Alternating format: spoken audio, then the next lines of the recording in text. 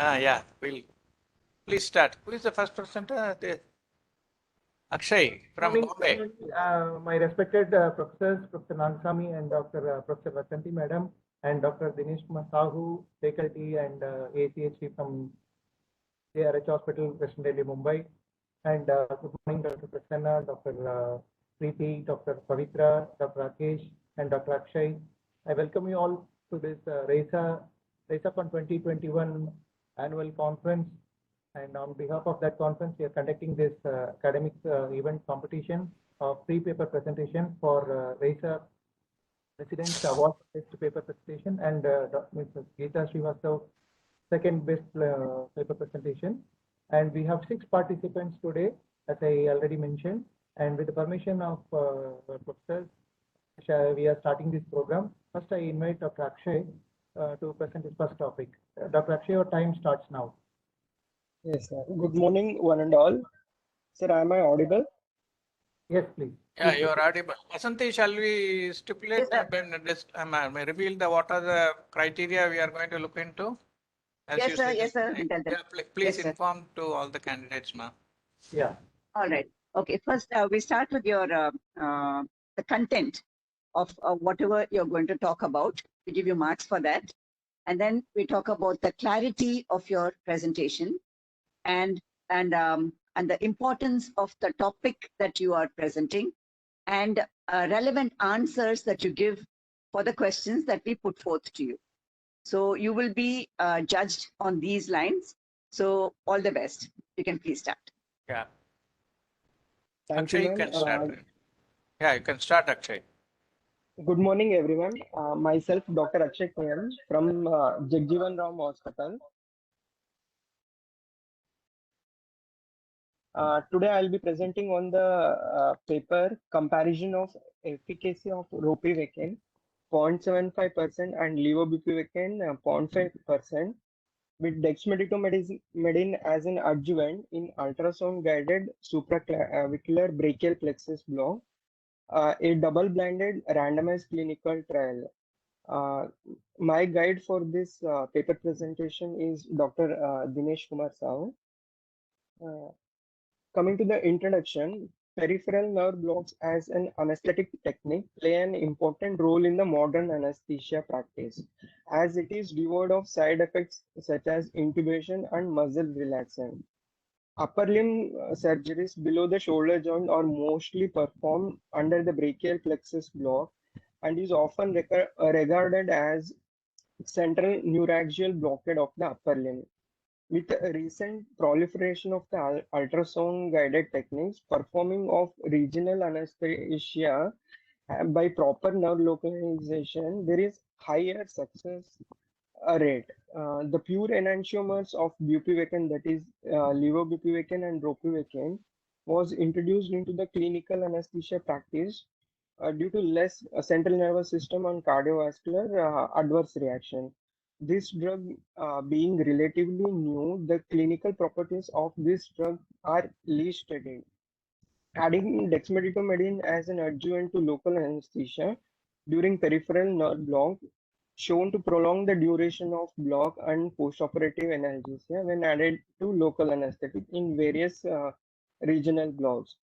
However, no single drug can be considered as an optimal local anesthetic or an adjuvant. So, in a quest to find a better local anesthetic and adjuvant combination, numerous research studies have been done with varying success. Now we have done a randomized double-blinded clinical trial to study the efficacy of levobupivacaine and ropivacaine with dexmedetomidine as an adjuvant using ultrasound guidance in supraclavicular brachial plexus block in terms of duration of analgesia, onset of sensory block, onset of motor block, and comparison of incidence of complication, if any. Coming to the aim and objectives of this study, aim is to compare the efficacy in terms of onset of sensory block and motor block and duration of sensory and motor block following supraclavicular brachial plexus block with levobupivacaine and ropivacaine and dexmedetomidine as an adjuvant in the upper limb surgeries.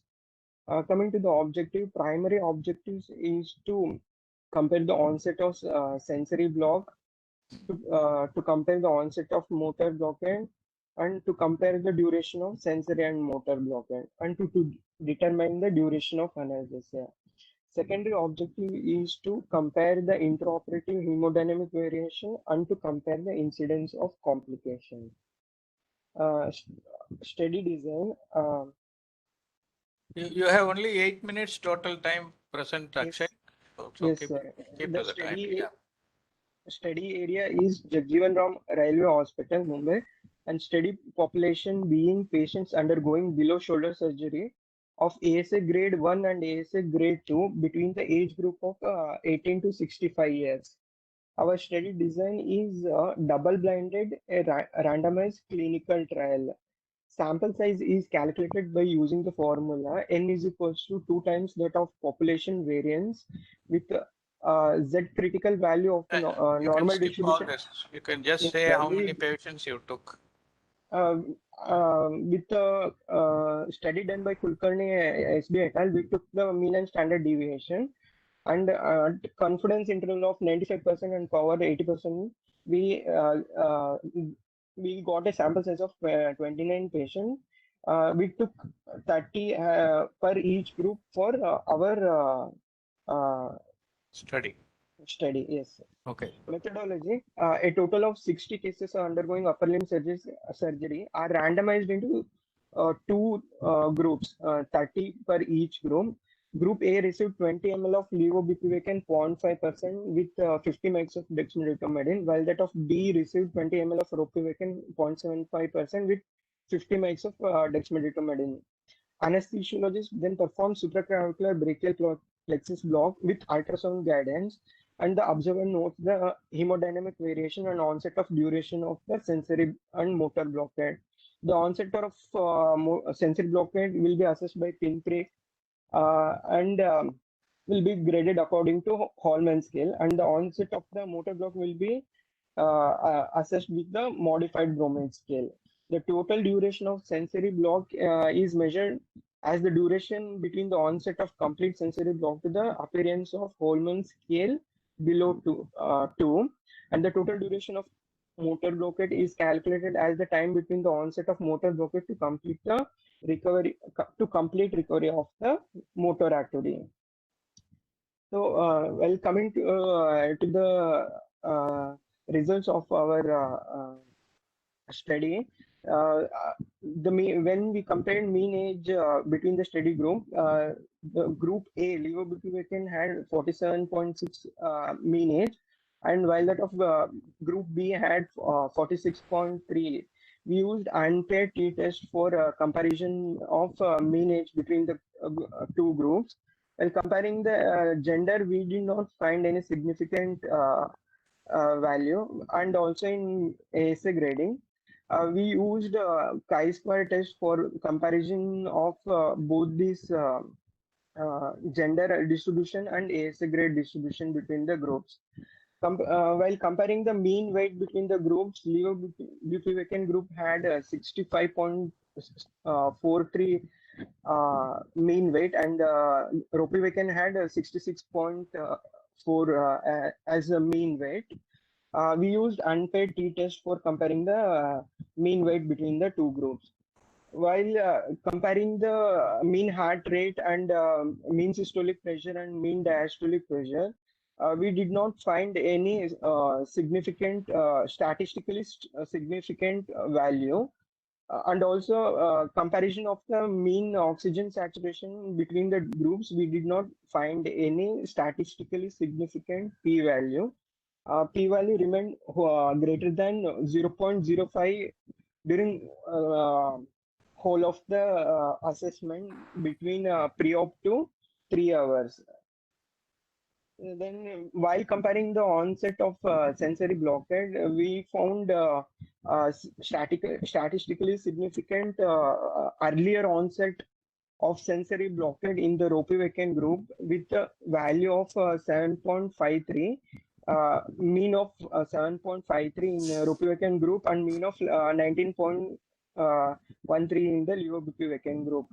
Also in the ropivacaine group, we found an earlier onset of motor blockade, that is 11.26 minutes, and while in that of levobupivacaine group, it was 29.53 minutes. While comparing the duration of motor blockade, levobupivacaine group had 459.83 of mean duration and 786.16 as mean duration. Comparing the mean duration of sensory block between two groups, we found that levobupivacaine gave 539.33 of mean sensory block in levobupivacaine group and 878.66 group between in the ropivacaine group. The whole mean onset and of the sensory blockade and motor blockade, the p-value of in the ropivacaine group remained statistically significant, that is value less than 0.05. Well, comparing the incidence of side effects, there were no incidents of intravascular injection or pneumothorax or local anesthetic systemic toxicity.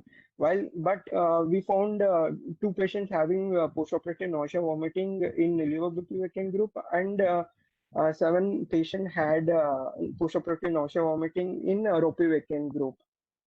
We used a chi-square test to compare the incidence of side effects. The value found to be 0.14 and it is non-significant. We also compared the duration.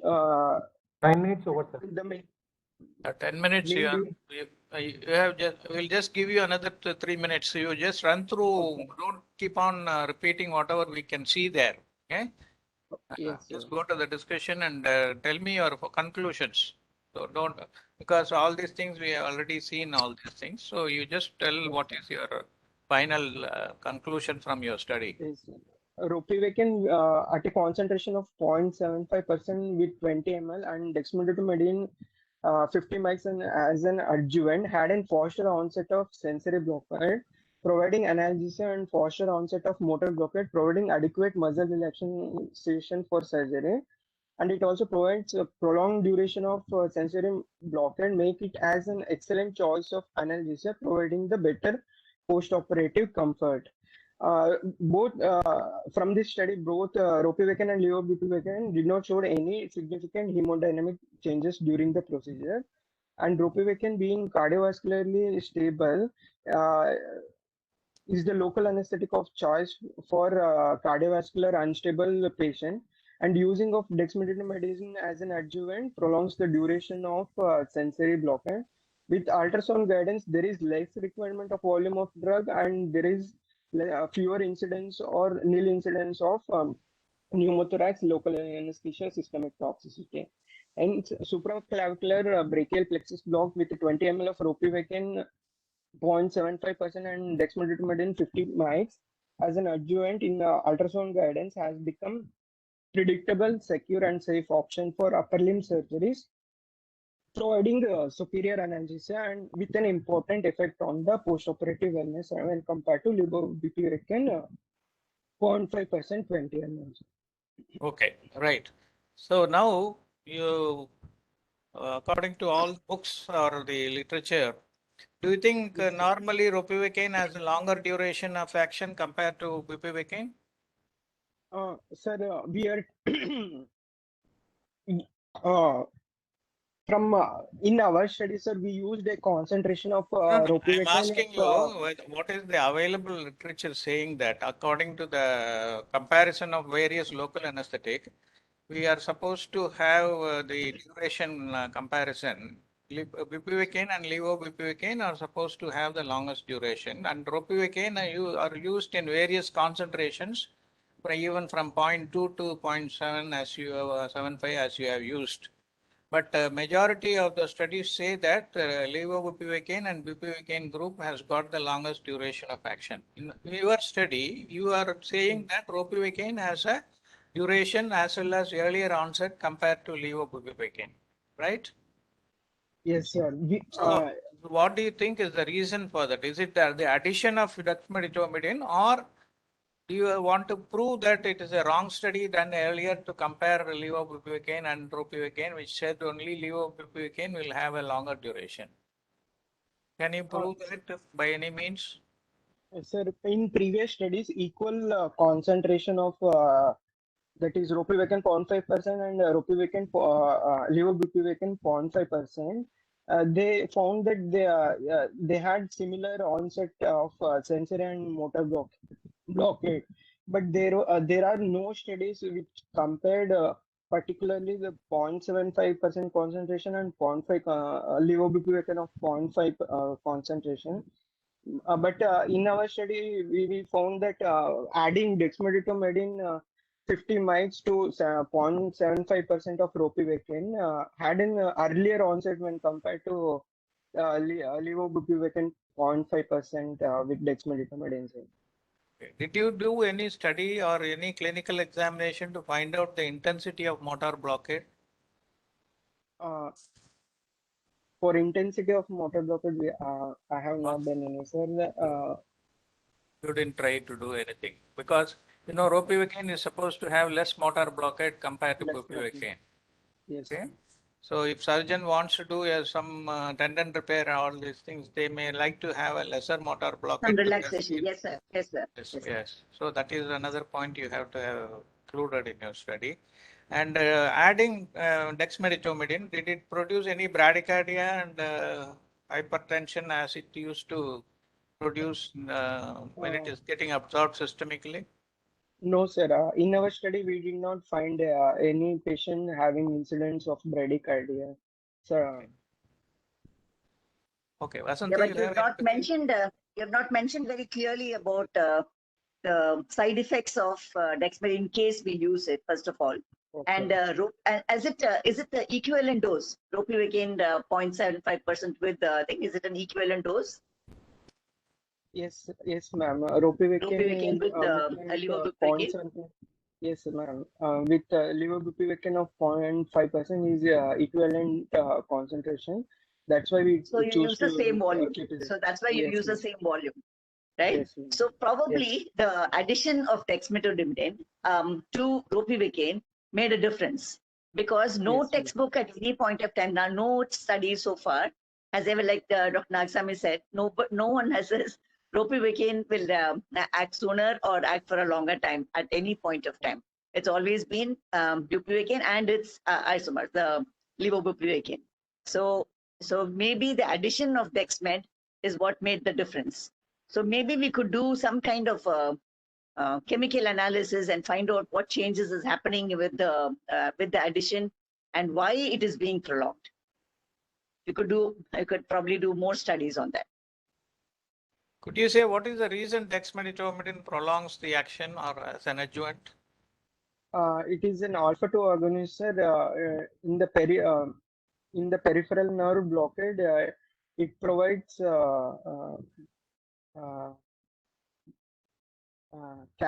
sodium channel blockade. It will assist, and it. Sodium channel blockade is the duty of the local anesthetic. Normally, earlier people added opioids because they found that opioid receptors are there available at the neuromuscular, at the nerve terminals. And that is the reason why they added morphine, buprenorphine, all these things to local anesthetics to prolong the action. But dexmedetomidine being an alpha-2 agonist, what is the mechanism, how it can prolong the action? Right, go and check with that, okay? Right, we'll Yes. go to, thank you. Well presented, Akshay. Good, thank you. Thank you, Akshay. Yeah. Thank you, sir. Thank you. I invite Dr. Pavitra for the next presentation. Over to Dr. Pavitra.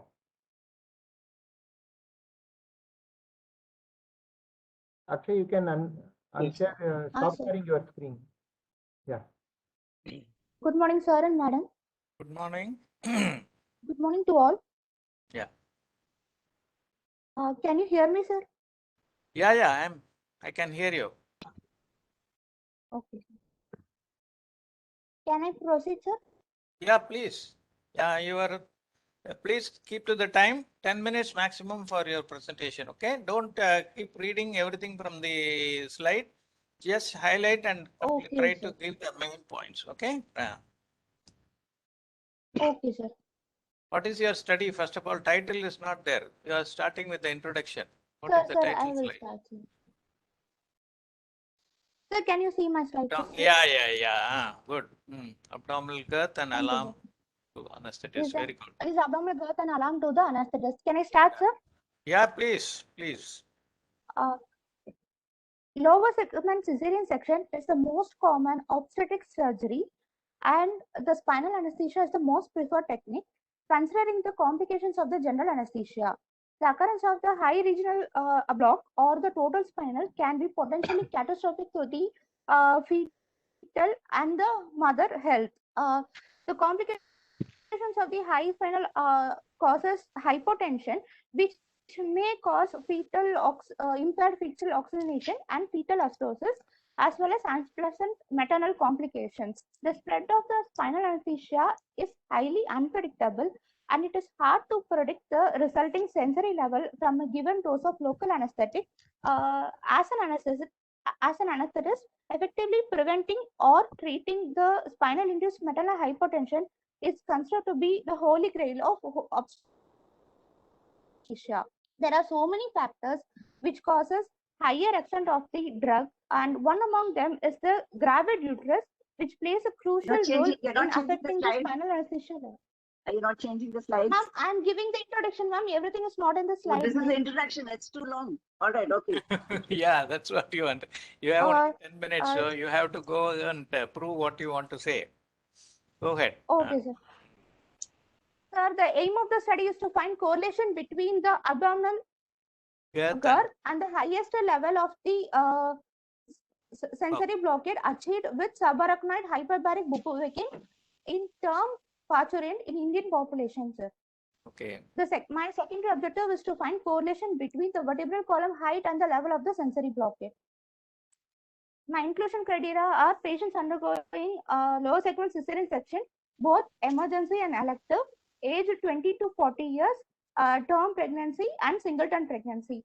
Exclusion criteria are patient refusal, allergic to bupivacaine, severe maternal hypertension, morbid obesity, vertebral anomalies, and contraindications of spinal anesthesia like.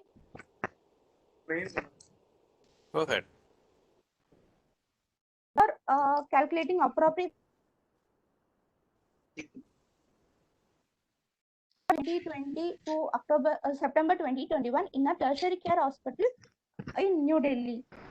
Patient received in operation theaters, monitors were connected, vitals checked, and the needed measurements were taken. After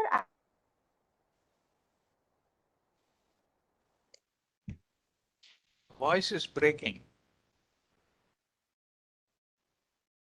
and 10 milligram of injection bupivacaine 0.5% injected at the L3 L4 space. After giving spinal anesthesia, patient made supine and the left uterine displacement achieved, and level of blockade, blood pressure, pulse rate, and SpO2 measured every minute for 15 minutes, and then for every 5 minutes till 30 minutes. The results were tabulated and analyzed using SPSS 2.0 software. The results as tabulated as according to my cohort, emergency cases were 45.89% and elective were 54.11%. The mean age of my cohort is 28.79. The average vertebral column height from C7 to sacral height, which I measured, is 54.4 to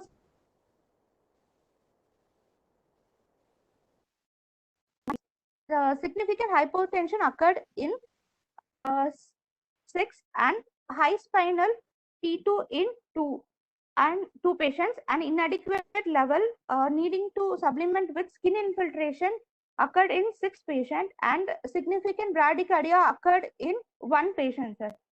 The mean time taken to achieve T6 level was 6.21 minutes. And according to my cohort, the Pearson correlation coefficient for vertebral column height and the time to T6 level is 0.12, which is statistically not significant.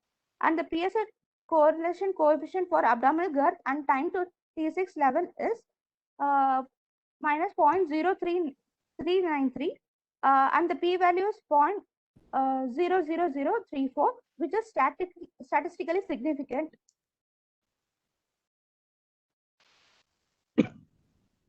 These are my Yeah. Skip all these graphs things. here. Yeah. Okay. And the discussion is my study. The previous studies were conducted in a foreign population, and there are very less studies comparing the to find the correlation between the vertebral column height and the weight or the abdominal features. The first my reference is by Sir Norris MC No, in the year no, 1988, which skip all included these 50 things. Go to your conclusion. Just go to your conclusion, please. In conclusion, in our cohort, increased abdominal girth was associated with a decreased time to T6 level with a 10 milligram of fixed dose of 0.5% bupivacaine. And there was, this has a positive correlation according to my statistics. And for my secondary objective, there was a weak correlation between vertebral column height with time to T6 was noted, sir, which was statistically insignificant. And further large-scale studies are needed to validate the findings, sir. Thank you. Now, I have two questions for you. One is, when did you measure the abdominal girth and at what level? Number one. Exactly what I want to ask her. She's written the needed measurements.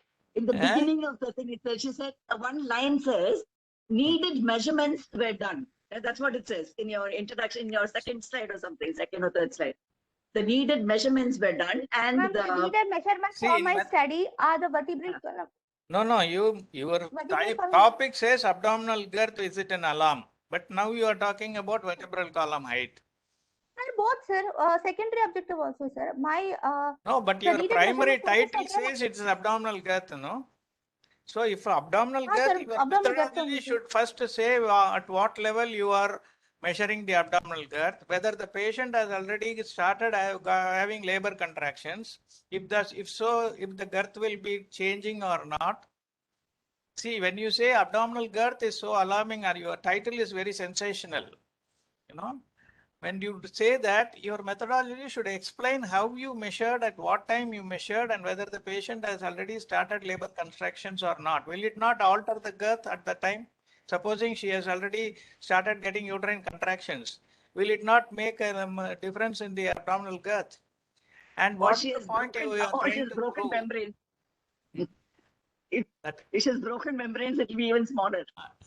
Yeah, that is one point. Then second thing is, see, all of us know from the textbooks for time immemorial that any increase in the abdominal girth and pressure due to ascites or obesity or pregnancy, whatever it is, there is going to be a narrowing of the subarachnoid space, and your level of block will be higher in all these patients. So you try to restrict the volume so that you don't get a very unduly high level of block. That has been the basic teaching that has been going on. Now, what point are you trying to prove? You have not altered the dosage according to the size of the girth, measurement of the girth. You are giving a standard of 2 ml of bupivacaine for all the patients. You are trying to measure only the height measurement, which study has been done long back, and said you have to be very watchful in correctly positioning a patient and giving the volume, so that you don't get a very high spinal block, especially in pregnant women. Since that has been an established fact. So now, what is your main aim in doing this study? Sir, enough studies are not available, sir, in this topic. What do you want to do? What do you want to do? Suppose enough studies are not available, and cesareans, we have any number of cesareans coming up in our country. So you don't have to do just 85 patients. You can do many, many more. And before you present something like this. And then one particular thing you said there was an inadequate level. And then they gave skin infiltration. I mean, like, with skin infiltration and all that, if the level is not adequate, skin infiltration will definitely not be enough to start a case. Sorry, ma'am, skin infiltration, if the level is not adequate means the necessary level is not achieved. There will be descent Why? of the level Yeah, after. was it, but did it have anything to do with the abdominal girth? Because you gave the same amount for every patient at that same level. So did it have anything to do with the abdominal girth or Yes, your ma'am. secondary Yes, effect ma'am. on the length of the vertebral column? Yes, ma'am. If the abdominal girth, according to my cohort, if the abdominal girth is less and the ascent is also less, ma'am. Like if the level is around T8 or T8 is achieved, there will be descent after at the time of closure of the wound, ma'am. That time we supplement with the skin infiltration for the closure of the wound. At closure, so you've not mentioned that. At You closure, just said ma'am. it is not mentioned there. It just says inadequate level. So skin infiltration was done. So if there is inadequate level prior to anesthesia, and no way you can start a cesarean with just an skin infiltration. Okay, See, make that what- clear Ma'am, because it's just not What clear. is the nerve supply at the skin incision level? Usually they do a fan steel, isn't it? Yes, sir. Transverse incision. What is the level for block? I mean, nerve supply at that level? The T12, sir. T12, below the umbilicus, sir. almost from anterior Below the- superior spine to other anterior superior spine. Is it T12? Yes, yes. Yes, sir. Or even lumbar is enough, isn't it? But why do you require a block up to T5? Normally, we say we aim a block up to T5. What is the reason? Sir, for the cesarean section, for the closure or examination of the clots inside, sometimes gynecologists bring the uterus out or the intra abdominal evaluations. There may be we need higher level, sir, and there will be peritoneal pull with the uterus, sir. It's called So we need fundal higher pressure. level.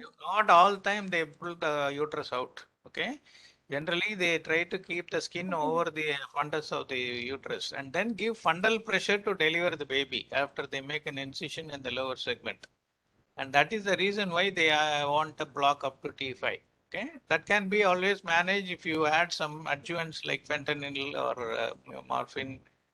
That is the reason why in preeclampsia, you can give a lower volume, add an adjuvant, and manage this fundal pressure. It's only a discomfort. It is not a very excruciating pain or anything like that.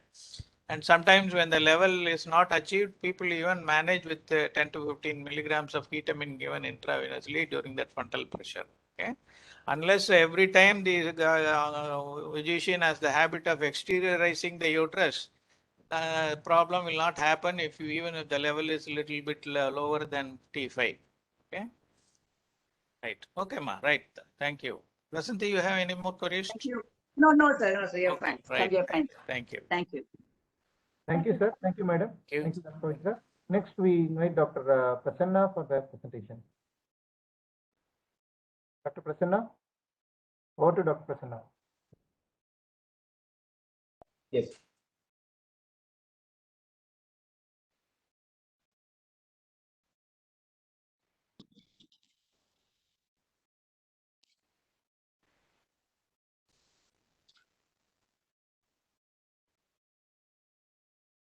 Sir, am I audible? Yeah. Your Sir, good morning, sir. screen is visible and you are audible. Go ahead. Good morning, sir. Good morning, madam. Good morning, Good morning.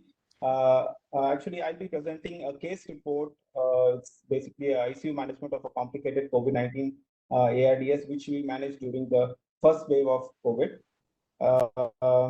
We all know that COVID-19 has a wide range of presentation, starting from asymptomatic, which is most common, about approximately 80%, to about 5% requiring ICU admission. And the most common reason for ICU admission is going to be hypoxia secondary to ARDS.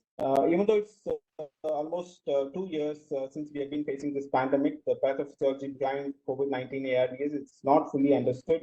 And the biggest problem with COVID-19 is that it's a high infectivity and high mortality. Managing COVID-19 ARDS is quite challenging because the lung involvement is heterogeneous in the sense few part of the lungs are grossly damaged and few are left normal. This makes a risk of ventilator-induced lung injury, that is VILI, and risk of barotrauma is very high in COVID ARDS. And the pathophysiology is that both alveolar epithelium as well as vascular endothelium in the lungs are affected in COVID ARDS, which is not seen in ARDS due to other causes. This results in extensive systemic inflammatory response, resulting in high risk of vascular complications like thrombosis, embolism, etc. And there is high risk of multi-organ failure, very common being acute kidney injury. And since these patients have high vascular inflammatory response, we use steroids at high doses, which makes these patients a high risk of secondary bacterial infection. This article, they have shown the incidence of ARDS and its out of COVID-19 ARDS. I've just summarized the results of this study. Hello. Which 26% require ICU care. Mortality in COVID-19 ARDS is 45%. If the patient requires invasive mechanical ventilation, the mortality increases to 59%. So that's quite high. And what they did was they did a postmortem examination of patients who expired, and they found that almost 90% of the patients had features suggestive of ARDS. So that shows how difficult it is to manage COVID-19 ARDS. The case which I'm going to present had a lot of complications. The first one is severe patient had severe COVID-19 pneumonia with a CT scoring of 20 out of 20, which means completely both the lungs have been involved. The ARDS was severe in the sense like PF ratio, that is PaO2 by FaO2 ratios were less than 100 most of the time. Patient developed spontaneous pneumothorax. He had bronchopleural fistula, and he also had bacterial pneumonia and bacterial sepsis. Moving on to the case report, this 52-year-old male was admitted on 18th October 2020 with complaints of fever for 2 days, myalgia for 2 days, and dry cough. He was hypertensive for 10 years on regular medications. Apart from that, he didn't have any other comorbid illness. He's a non-smoker, non-alcoholic. Except for the workplace exposure, he is working in a paint shop. No other high-risk factor was associated with this patient. We did a RT-PCR on 18th, which came as positive. On initial admission, patient was stable with a saturation of 98%. So we treated him as a mild case of mild case of COVID-19. This is the X-ray which showed the clear lung fluids that was on initial presentation. So after 5 days, the patient developed giddiness, breathlessness, and desaturation. So at this point of time, we started the patient on supplemental oxygen with non-rebreathing mask with 10 liters. With non-rebreathing mask, the saturation was maintained around 96%. But then gradually respiratory distress increased and oxygen requirement also gradually increased. We did a repeat chest X-ray which showed bilateral basal ground glass opacities. So at this point of time, we shifted the patient to ICU and we started on high flow nasal oxygen with 50 liters flow and 70% FiO2. The standard treatment of remdesivir, Dexa, Monosef, and Flexane was started for this patient. Patient maintained saturation for 3 days, but then after 3 days, patient started desaturating even with high flow nasal oxygen. So we, at this point, we started non-invasive ventilation with EPAP of 8 and IPAP of 13. We did a HRCT which showed bilateral diffuse ground glass opacities with a severity of 14 out of 20. Patient persistently had high-grade fever and became drowsy. So we did a total count which showed an increasing trend. So we repeated RT-PCR, which came as negative. So we sent all culture, including fecal, urine, blood culture. So blood culture showed growth, which was enterococcus, sensitive to almost all antibiotic. We started on teicoplanin because teicoplanin has a favorable effect with COVID. After starting teicoplanin on 5th, the total count started decreasing. Patient improved clinically. And then we weaned the patient from BiPAP, and he improved, and we shifted him to ward after 2 days. But then after 2 weeks, after 1 week, in the ward, patient had sudden right-sided chest pain. He started sweating, sudden desaturation, and he became hemodynamically unstable. ECG we did, which showed sinus tachycardia. So our initial suspicion was pulmonary embolism, because pulmonary embolism was quite common in COVID. So we did an echo, bedside echo, which showed no RA dilatation, and troponin was also negative. So we thought pulmonary embolism was unlikely. On clinical examination, it showed like chest, right side chest was not moving. So point of care ultrasound focus was done, which showed absent lung sliding, pleural sliding, and the typical barcode sign, which is ultrasound feature of pneumothorax, was classically found, and immediately ICD was inserted. Since patient was hemodynamically unstable, we intubated the patient and we connected him to ventilator. Post ICD insertion, patient improved hemodynamically, but the oxygen requirement was very high. Very high in the sense 100% oxygen requirement was there.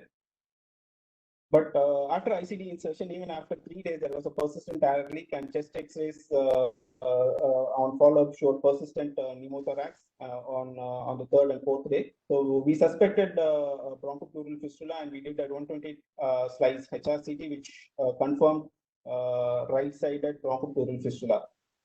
This is a CT report which we got for the patient, which showed right-sided pneumothorax with bronchopleural fistula. And this is the CT scoring, which showed almost 20 out of 20 lung involvement due to COVID. So we planned for a tracheostomy, and tracheostomy was done on 8th of December due to prolonged mechanical ventilation. In view of bronchopleural fistula, we discussed with the cardiothoracic surgeon. And since the patient was unstable and was a high-risk case, we deferred surgery and we planned for a bronchoscopy guided biological glue insertion. This is the glue which we used for uploading the bronchi, which is N-butyrate. So inside the theater, we shifted the patient. The procedure was done under general anesthesia after complete paralysis of the patient. Trial occlusion using Fogarty catheter was done to confirm the involved bronchus. What we did was we inserted the Fogarty into each and every bronchus, and then we inflated the balloon, and then we looked in for the air leak in the ICD. If there is no persistent air leak in the ICD, then we confirm that that is the involved bronchus. So in that bronchus, we injected the biological glue. Post biological glue insertion, to prevent dislodgement of the glue, we inserted the Fogarty catheter and inflated it proximally. Actually, I have a video presentation. Due to time constraint, just clicking it. That's the procedure what I described. Post glue insertion, the ventilatory strategy was low tidal volume, high respiratory rate, low PEEP and low peak inspiratory pressure. Because of this low tidal volume and low PEEP, you can see the chest X-ray, hardly you can see any lung PEEP. This is because of the low tidal volume and low PEEP strategy. We maintained oxygenation and we allowed permissive hypercapnia. We kept in mind that negative pressure should not be applied to ICD because this might open up the bronchopleural fistula, resulting in delayed healing. Post-procedure, patient was hemodynamically stable. There was no air leak, and but the problem was total count was persistently elevated. So we did a tracheal culture which showed multi-drug resistant Pseudomonas, which was resistant to almost all antibiotic except for colistin. So we started colistin for about 10 days, and then after starting colistin, the patient clinically improved. ICD was removed after trial clamping. Patient was gradually weaned off from ventilator, but then he was on TPs for almost more than a month. And then we gave chest physiotherapy, nutrition support, with which he improved. And tracheostomy closure was done in after 1 month. So then after almost 120 days of hospital stay, we predominantly in ICU. We discharged the patient after almost 3 months of hospital stay. Discussion: spontaneous bronchopleural fistula is very common, very rare. It's very common after thoracotomies like pleural resection surgeries, but spontaneous bronchopleural fistula is very rare. But in COVID, this is possible because of the necrotizing pneumonia what we get in COVID. Treatment is very difficult. Most often requires a surgical intervention. But in patients who are unstable, going in for a conservative management like bronchoscopic guided occlusion or glue, blood patch or a coil embolization will help in better recovery.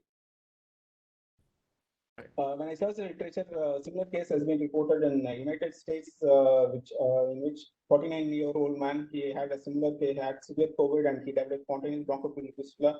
But then they treated him with, they went for a surgical intervention. They did a thoracotomy, but then the patient succumbed in the post-operative period due to severe sepsis. The ARDS, what we see in COVID is not typical. As I told you earlier, from both alveolar endothelium, alveolar epithelium, as well as the vascular endothelium is involved. And there are a lot of variants like L type and H type. What I want to convey is that The ARDS what we see in COVID-19 is totally different from ARDS what we get in other causes of due to other causes. So to conclude, in COVID-19, there is an extensive alveolar damage. There is a potential very high risk of pneumothorax. Monitoring airway pressures is very, very crucial. Minimally invasive procedure whenever possible is preferred to save these patients. Thank you. Thank you, sir. Thank you. Good. Prasanna Kumar, you have kept your time, and that's the first thing I should appreciate. Second thing is, what is the reason for this spontaneous pneumothorax? You said you have shifted the patient to the ward, and after about 10 days only, this has happened.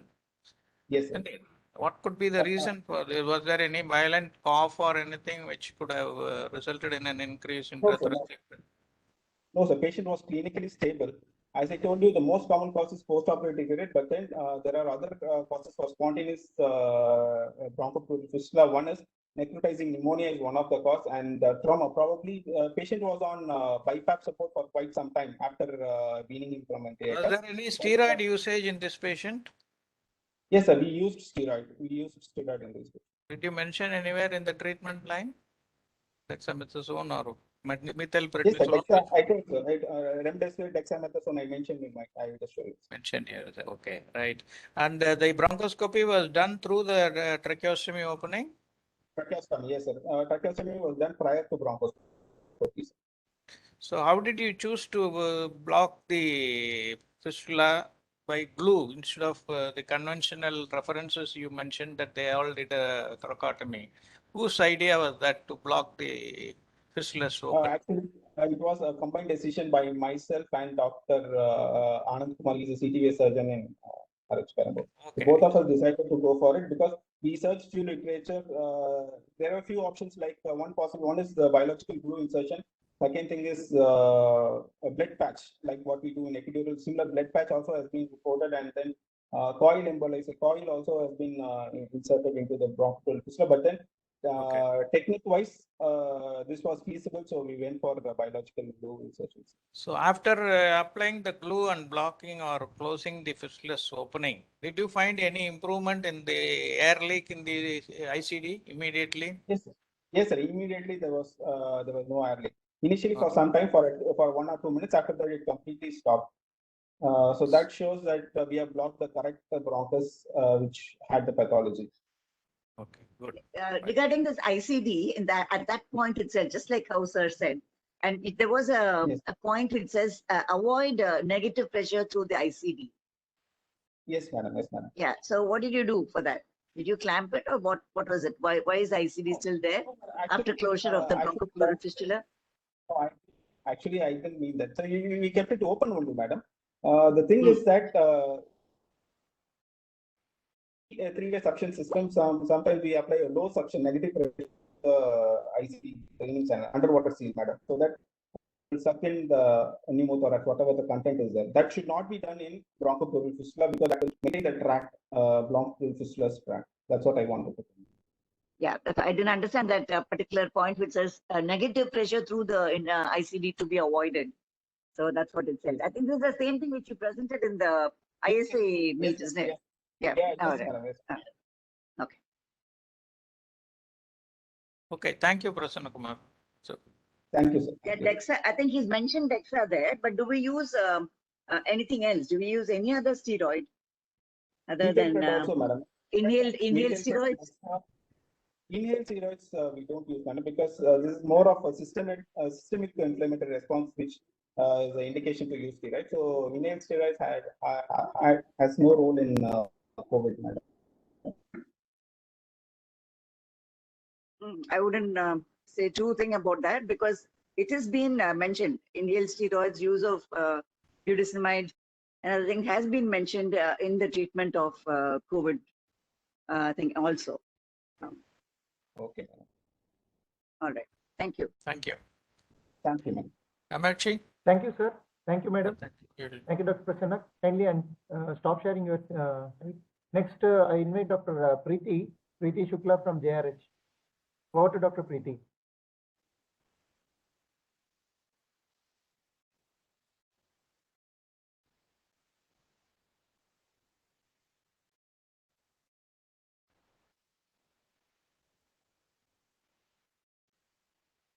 Over to Dr. Preeti. Yes, sir.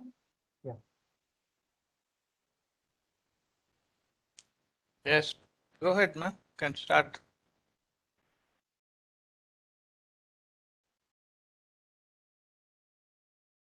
For sharing my screen. Yeah.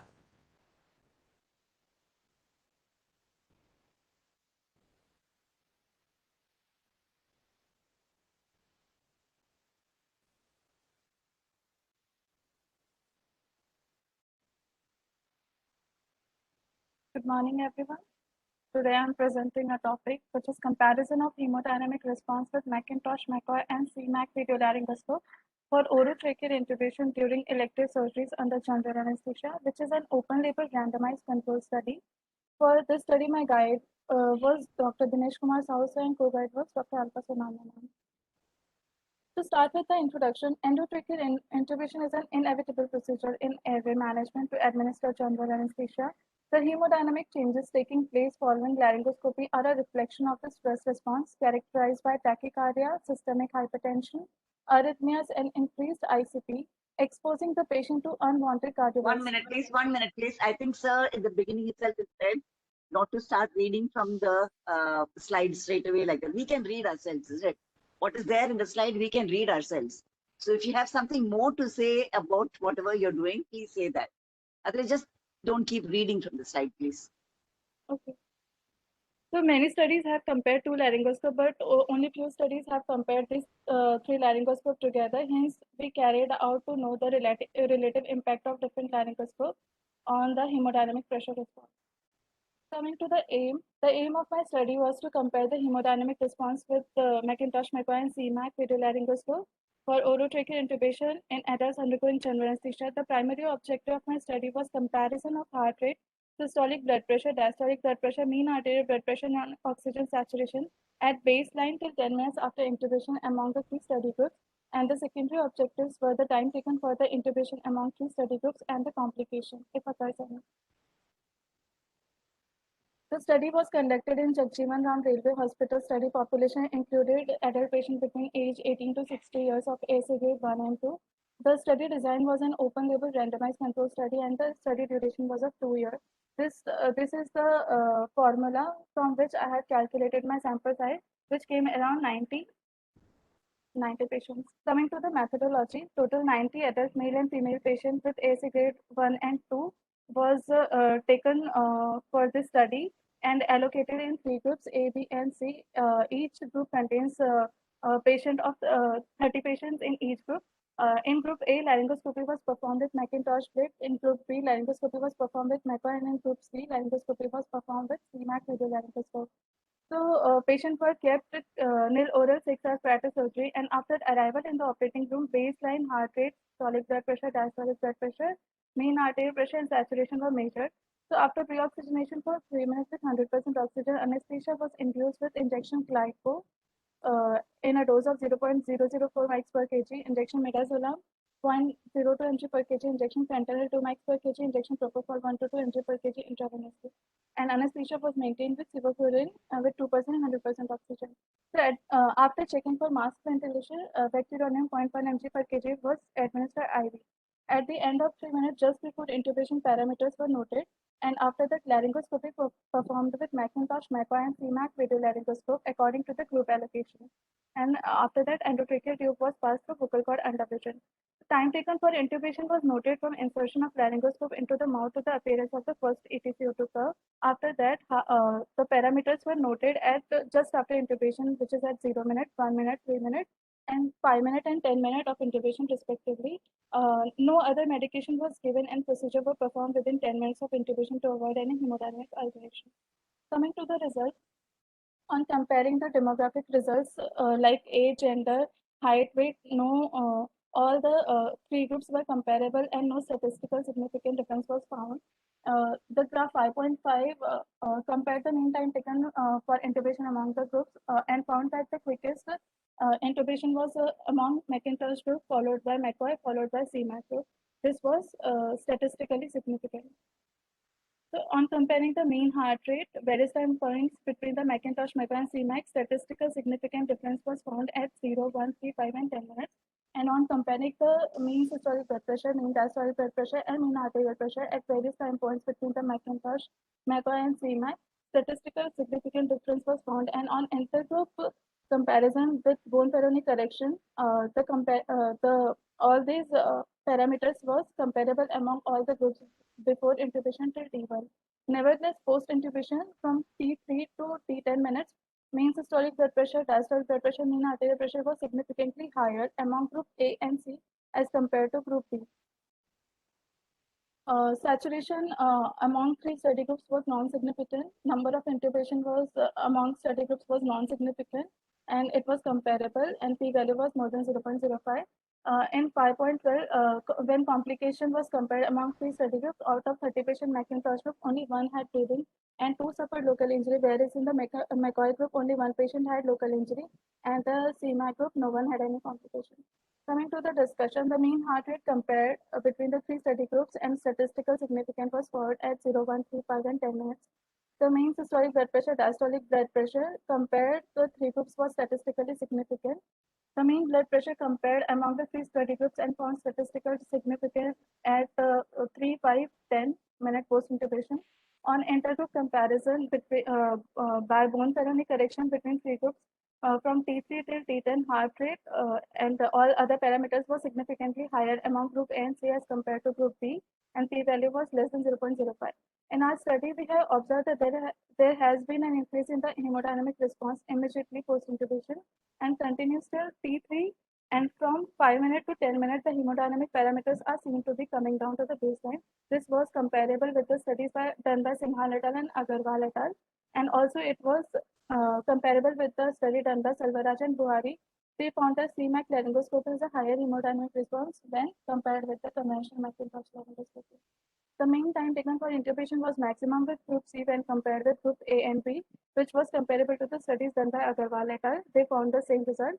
The distribution of patient among all 3 groups based on number of intubation attempts was statistically comparable. And on comparing complication, out of 30 patient in McIntosh group, 1 had bleeding, 2 suffered local injury, whereas in McCoy group only 1 had local injury, and CMAC group no one had any complication. So the distribution of patient among all the 3 groups based on complication was statistically comparable and was found non-significant. To conclude my study, McCoy laryngoscope had less hemodynamic response when comparing with McIntosh and CMAC laryngoscope. All the parameters were lower in the McCoy group. But the time taken for intubation was maximum with CMAC video laryngoscope. However, the time taken for intubation was maximum CMAC video laryngoscope. Despite we can use it in predicted difficult intubation because of the better laryngoscopic view despite the maximum time. Thank you. Good, you have finished before time. Congratulations for that. Right. Now, who did the intubations? All the 3 types of intubations were done by you or by different group of? No, sir. It was done by senior experienced anesthesiologists, not me. What is their experience in or training in using CMAC? So it requires more skill compared to McIntosh and McCoy. So it was done by senior, like consultant, our consultant. They done the intubation because they were experienced in such intubation, not me. No, if there is an interpersonal variation, supposing you did all the McIntosh laryngoscopy and somebody did the McCoy laryngoscopy and a third person did a CMAC laryngoscopy, will it not cause definitely a difference in the timing? Yes, sir. That's why it was done by experienced The person. same senior experienced anesthetist did all the 3 or he No, did sir. only the CMAC? No, sir. All the 3 intubation was done by senior experienced anesthesiologists only to avoid such results. No, that's why I asked this question. What is his experience in usage of CMAC? Was he well trained in CMAC also, just like your McIntosh and McCoy? Yes, sir. Yes, sir. He was there. So even with the experience, there was some delay, or the time taken for intubation was Higher in prolonged CMAC. compared to McIntosh and McCoy, correct? Yes, sir. Yes. And Okay. what about the assessment of the airway, preoperative assessment of the airway? Ma'am, What about the grading? Mallampati grading. Mallampati is okay. What about what about the CL score? The CL laryngoscopic view. No, ma'am, it was not taken in my study because we were using McCoy laryngoscope, so it has a movable tip. So using McCoy laryngoscope, we have better view. So it would have affected my results. So I did not took CL view for my study. It was taken in other studies, but I was not taken. Yeah, but Which don't you one will think that will make a produce? difference? Yeah, you complete your question, Vasanthi. No, I just wanted to know that it will make a difference. The airway that you're handling with, and like sir said, the experience of the anesthetist who is intubating, both of them make a big difference to the time or trauma or the hemodynamic changes or whatever. It is not it is not just the scope, is it? Yes. I think that should be the concluding remarks rather than saying it is because it is lesser in, you said it is lesser in the McCoy. A and C. Time taken for intubation was less in Macintosh when compared with B and C, and time taken was more in C macro. Yeah, but your aim is hemodynamic changes. Yes, ma'am. So So hemodynamic changes was less in McCoy group. I have McCoy. McCoy group. Yes, sir. Group B, McCoy group. Can you tell me what is the reflex arc and how these hemodynamic changes happen? So because there are mechanoreceptors located in the vallicula, so when we lift it by the laryngoscope, it causes that hemodynamic responses, causes tachycardia. No, what is the nerve supply? What is the why should afferent? What is the why should center? McCoy? What is That's right. the efferent? Nerve supply by recurrent laryngeal nerve, Uh, recurrent laryngeal nerve, is it a branch of which nerve? vagus nerve, Vagus. Vagus is sympathetic or parasympathetic? parasympathetic. Then how do you get tachycardia and Tachycardia. hypertension? Hmm? Always, all the books will say only tachycardia, hypertension. We should restrict the timing. We should use less force. All these things are described in the books. But to my knowledge, none of the major textbooks give the reason, areas applied by a parasympathetic branch, how it can cause tachycardia and hypertension. On the contrary, it should cause brady and hypotension, isn't it? Yes, sir. So what is the reflex arc? Where do you put the scope? Ma'am, at the vallicula.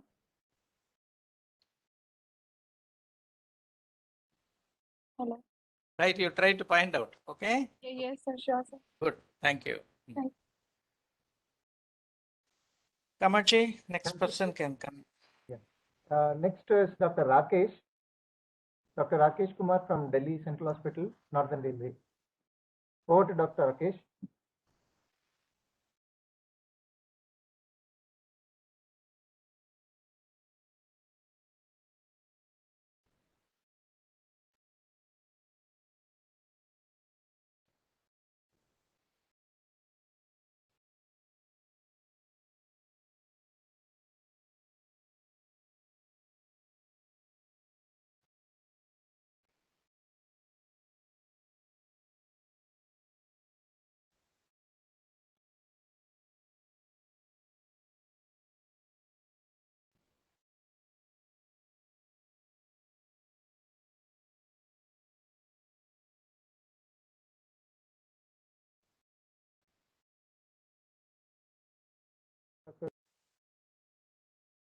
Hello? Dr. Rakesh, I'll call once, sir. One second. Sorry for the delay, sir. Sorry. No problem.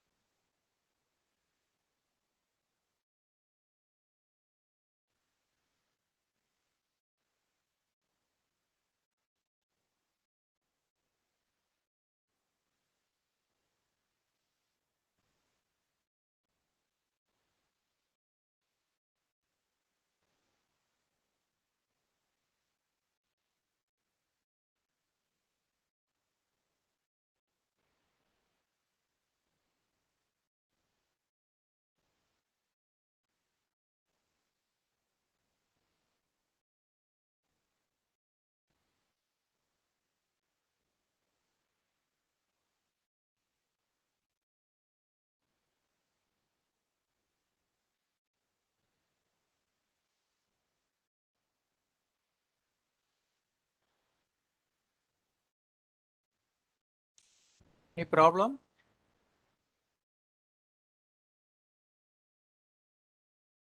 Is just logging in, sir.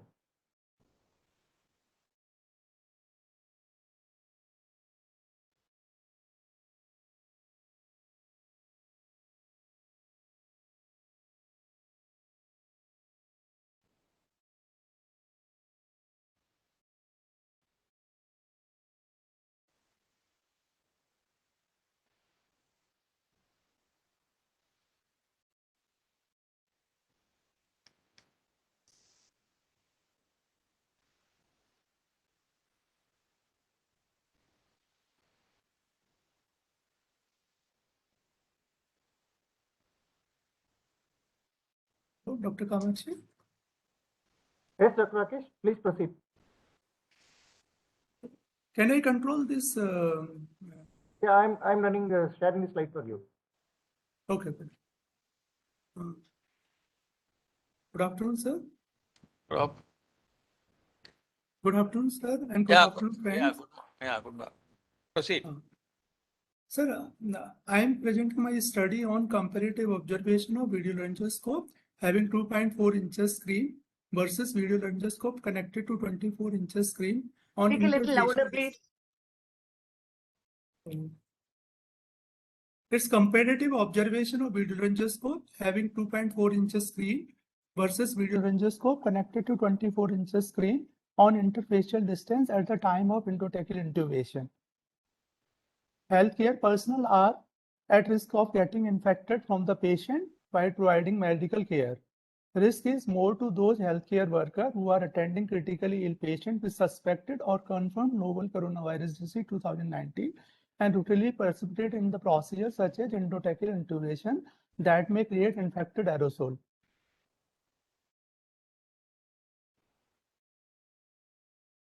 Endotracheal intubation is especially hazardous.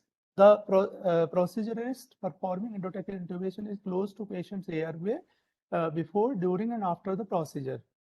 RT-PCR test for COVID-19 has sensitivity of around 60 to 70%, and so even COVID negative patient coming to OT for routine surgery may be asymptomatic carrier of COVID-19. Risk of getting infected from infected aerosol generated during endotracheal intubation is likely to reduce if distance between the face of the patient and face of the intubator is more. Any technique which increases interfacial distance at the time of endotracheal intubation will be helpful in prevention of exposure to infected aerosol generated during endotracheal intubation. Video laryngoscope is very useful in this regard, as interfacial distance is more with use of video laryngoscope in comparison to conventional laryngoscope.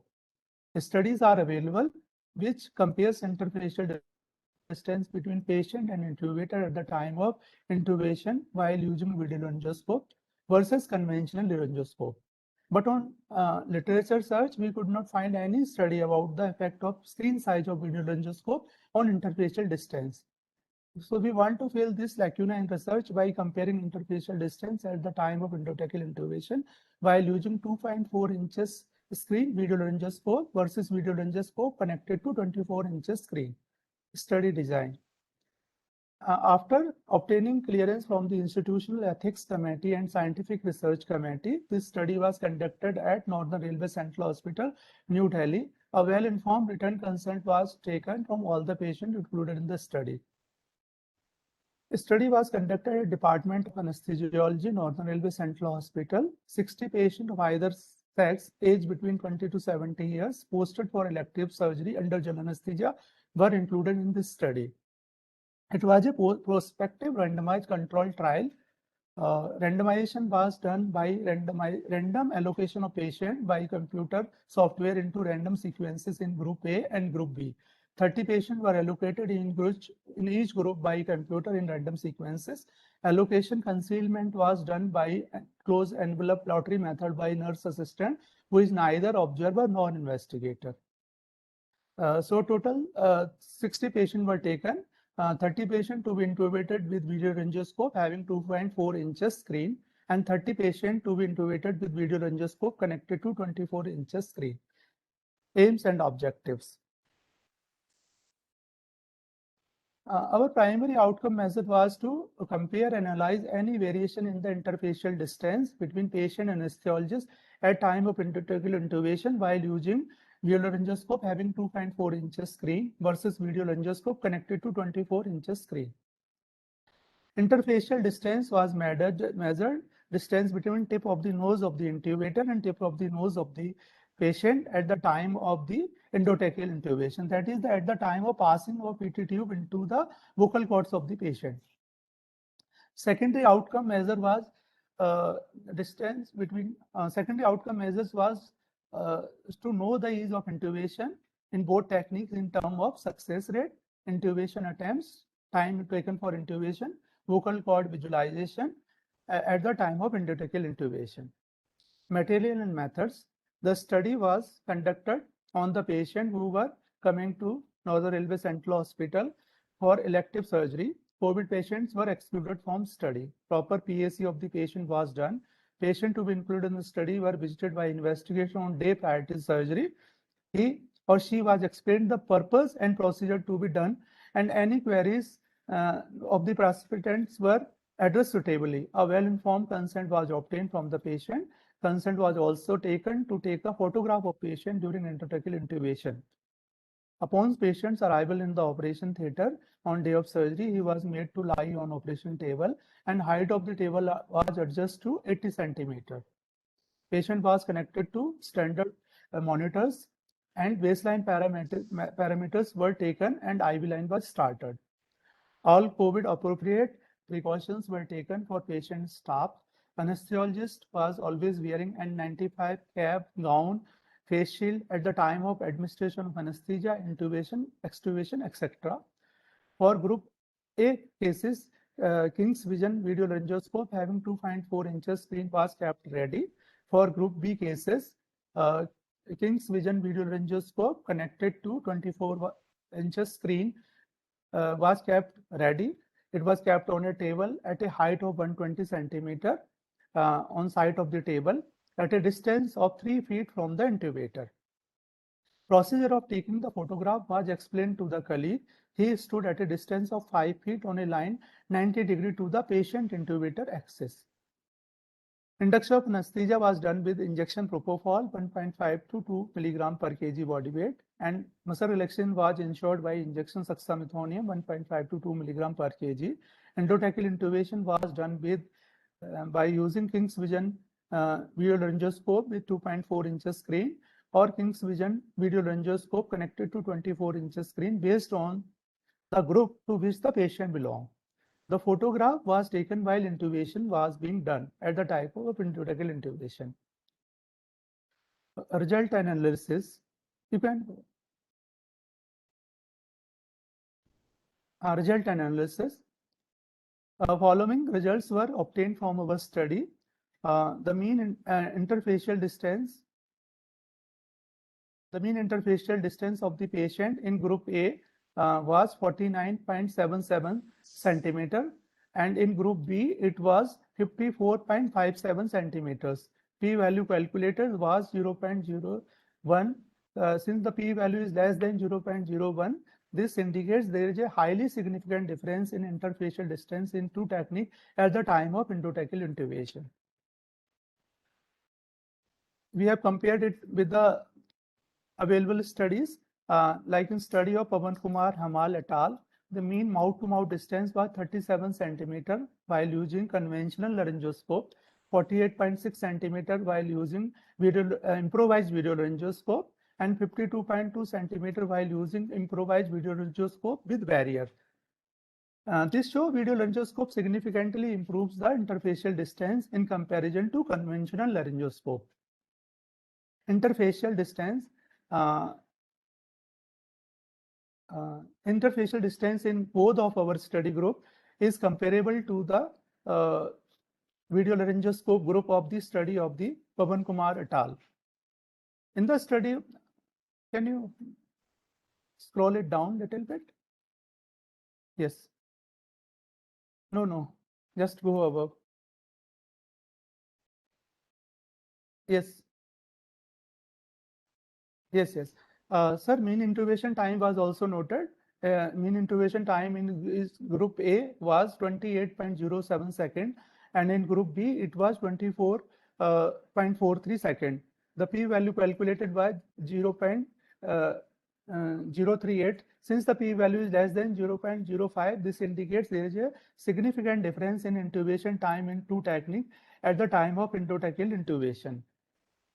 In the study of Mona Mohammed et al., intubation time was 28.06 seconds with CMAC group and 27 seconds with King's Vision video laryngoscope group, and it was 33 seconds with Macintosh laryngoscope group. From these studies, it is obvious that video laryngoscope significantly reduced the intubation time in comparison to traditional laryngoscope. Intubation time with 2.4 inches screen in our study is close to the King's Vision group of study of Mona Mohammed et al. Some variation in intubation time is expected while using different brand of video laryngoscope. Other study parameters like Cormack-Lihan grading, number of attempt of intubation, and hemodynamic parameters 5 minutes after endotracheal intubation were comparable in both the groups. Discussion. It is well known that video laryngoscope significantly increases interfacial distance at the time of endotracheal intubation. In our study, we studied the effect of the screen size on interfacial distance at the time of endotracheal intubation while using video laryngoscope having 2.4 inches screen versus video laryngoscope connected to 24 inches screen. In our study, interfacial distance between intubator and patient is more with video laryngoscope connected to 24 inches screen in comparison to video laryngoscope having 2.4 inches screen. Number 2, intubation time is less while using video laryngoscope connected to 24 inches screen in comparison to video laryngoscope having 2.4 inches screen. Conclusion and recommendation. The present study as well as the review of the literature on the subject conclude that video laryngoscope is very useful for increasing the interfacial distance at time of endotracheal intubation, and it also reduces the time to intubate in comparison to conventional laryngoscope. In our study, we conclude that there is a longer interfacial distance at the time of endotracheal intubation, and intubation time is less while using video laryngoscope connected to 24 inches screen in comparison to video laryngoscope having 2.4 inches screen. Therefore, it is recommended to use video laryngoscope connected to 24 inches screen for protection against aerosol generated during endotracheal intubation.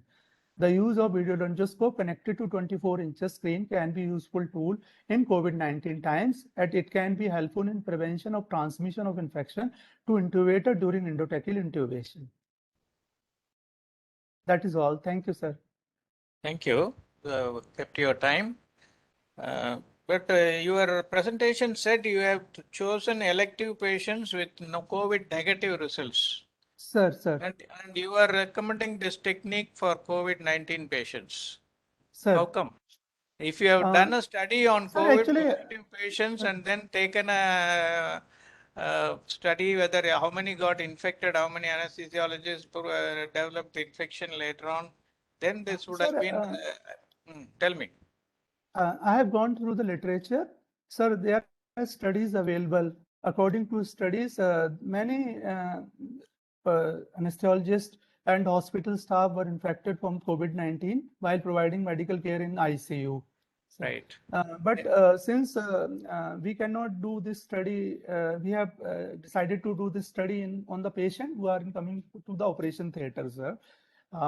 But so I you have are gone trying through to the extrapolate your results to the COVID patients, is it? Yeah, I want to say, sir, that this technique may be useful while handling the cases in Can you tell me what was the first method tried to prevent the operator or the anesthesiologist getting infected by COVID from when they intubate a COVID positive patients? Sir, I did not get your question, sir. Hello? Do you know what was the first method tried by anesthesiologists to intubate a COVID positive patient in a COVID ward or COVID ICU? Sir, there were many things that were adopted. First of all, the many societies have recommended different procedures to be followed, like the senior most person performing the intubation so that the intubation time is very less. Number 2, use of the video laryngoscope That's okay. so that he's the asking you intubation what was time the is first. less. Oh God, Rakesh, Don't keep Sir, on saying something else. Okay, he's asking you a specific question. sir, there is some He's voice saying what problem, was the first Kamakshi. method which was used to I'm not prevent able this? to get the voice of the ma'am, na? Hello? Oh, Kamakshi? you're not able to hear me? Yeah, I will repeat my question. Are you able to hear me clearly? No, I am able to hear you, sir, but I am not able to hear the ma'am. Na? No, don't worry. Madam is trying to supplement my question back to Ah, you. My question was, what was the method tried at the very beginning of the first wave of COVID by Sir, doctors, apart from sir, wearing ma'am, your PPE, face ah. shield and all these things? Sir, Do you know initially what was they the used to first try method tried? barrier, sir, they plastic sheets and barrier, then Ah. they enclosure boxes, Boxes. different boxes, yeah. different things were tried, sir. Right, Uh, yes. That's, yeah. yeah, that's what I wanted you to learn, know Then the from use you. of video laryngoscopes also, sir. And then the senior most person performing the intubation. All that, Then yes. intubation was done like rapid sequence intubation without mask ventilation, so that there is less aerosol generated. during the Aerosol cough. generation and no immediately connected to the endotracheal tube without any, all these things have been said. And to answer your earlier question, sir, there were studies by BC Sui and et al. Sir, they study the distant dynamics of the aerosol generated during the intubation. According to their studies, they created a situation, some simulation situation, and they simulated the aerosol by fluorescent type material. At the end of the intubation, they found the aerosol on the uncovered facial skin, hairs, Very good. and Yeah. shoes. So that means even our this PPE is not 100% protecting us. And there are also some studies according to distant base dynamics of the this aerosols. So according to some studies, as you increase the interfacial distance, the chances of exposure to the these infected aerosol is less, because they found less these aerosols on the patient, on the intubator, while the interfacial distance was more, sir. Right. Only flaw I am finding in your presentation is that you have done sir- all COVID negative cases and you are trying to recommend this technique in COVID positive patients without any evidence or reference to cases where people got infected by using this, whether there is a difference in the frequency of the operator getting infected between 2.4 screen sorry. and the 24 inches screen. Okay, that Sir. is the only thing what I find it's lacking in this paper, right? So because I'm actually saying this because the COVID test is itself not 100% proof, this RT-PCR. It has sensitivity of around 60 to 70% only. So even when we are intubating the patient in operation theater, patient may be COVID positive also. So we Okay, that's right. That's right. Yes, Okay, thank you. Yeah. Right. Thank you, sir. Thank you, ma'am. Thank you. Good. Thank you. Thank you. Kamachi? Yes, sir. Thank you, sir. Thank you, madam. I sent you some messages, Kamachi. Just go through that and can Yes, sir. reply back, please.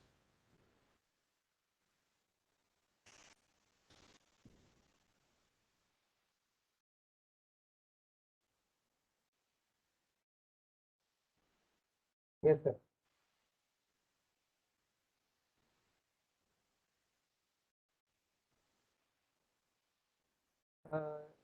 Sir, I think the sixth presenter is not available to present today itself. So can we conclude the session with the 5 presenters? And I Yeah. our judges to, if possible, to announce the results now itself, so that we can hand over the results to the organizers of the conference. Okay, 1 second. We will just.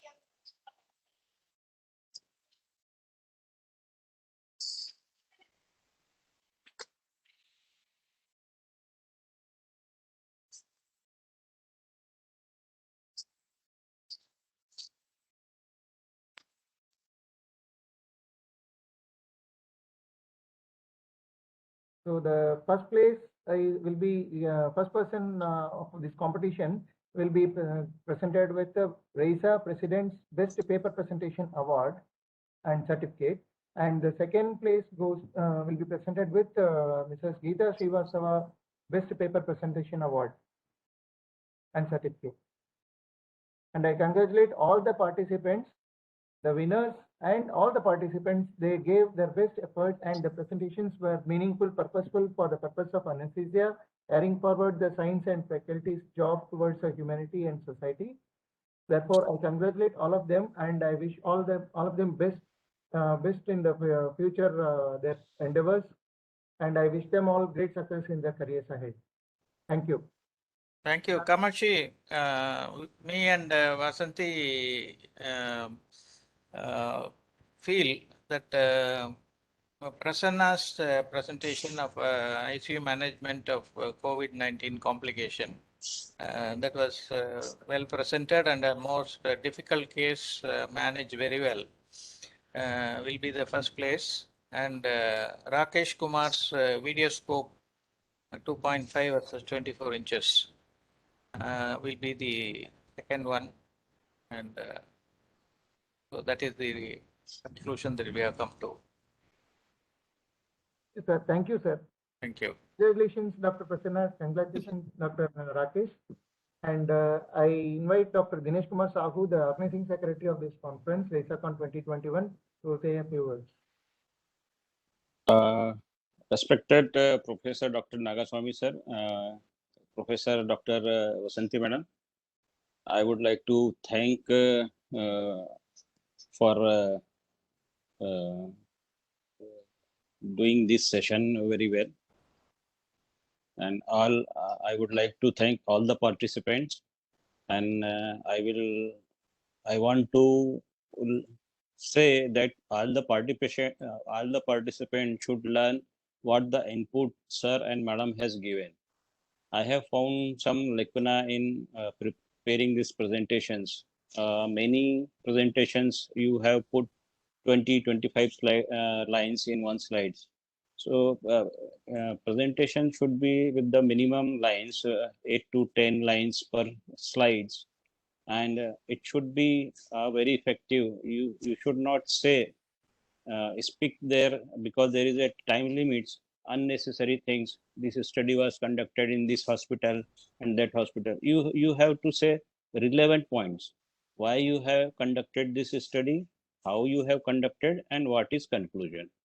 So you should learn to skip the unnecessary things. That's I wanted to say to all participants from the sirs and madams inputs. Thank you all. Over to Congratulations to all the participants. For those who did not win a prize, don't get disheartened. Keep trying your presentations, you can improve. And as Dr. Sahu said, if you keep on reading from your slides, it is called a PowerPoint sing-along. Okay, that won't be appealing to anybody, and people won't appreciate. As Madam Vasanti said, people can read. So as Dr. Sahu suggested, practice to put forth the relevant points within the available time so that your presentation will be crisp and to the point so that it will be appreciated well. Thank you. Keep trying. Don't get disheartened. Keep presenting papers. Definitely one day you will succeed. All the best to everybody. Thank you very much. Thank you, Kamachi. Thank you, sir. Thank you. All the best to all of you, and thank you so much for giving us the opportunity to interact with all of you. Thank you so much. Thank you, madam. Thank you, sir. We'll sign off. Thank you. Students, we would like to hear something from the students also, sir, participants. Yeah, if they can, if they want to talk. Of course, they can say something. Yeah, definitely they can talk. Akshay, you want to say something? Akshay Kumar is not there. Pavitra, you want to say something? I'll unmute all of them. Yeah. Yes, you can. Yes, sir. Pavitra, Rakesh? Preeti, Rakesh. Anyone who want to give a feedback? Yes, I want to thank you, sir and ma'am, again, because of your weekly classes. We are feeling much better now with our studies, and confidence is coming that we will do better in our exams. So thanks for your support and blessings. And with your support and blessing, we will do good. Thank you, sir. Thank you. We will be happy if you all succeed in your first attempt, and try to prove competent and confident anesthetist in your future practice. That is our aim for toiling with you all these days. We want the outcome to be good so that the community at large will be served with the best possible talent in our field. Okay, that's our aim. Nothing more. Thank you, sir. We will try our best. Yeah. Thank you sir. very much. Thank you, Thank Professor you. Dr. Nagasamy, sir. Thank you, Dr. Professor Rassi, Madam. Thank you, Dr. Dinesh. Thank you. Thank you. Thank you, all the participants. Everyone here is a winner. So don't worry about whoever has not got a prize. No problem at all. Okay. All right. Best wishes. Thank you, Madam. Thank you. With the permission of the professors and all the participants, I'll sign off this meeting. Thank you. Long live Rai, sir. Thank you. Thank you.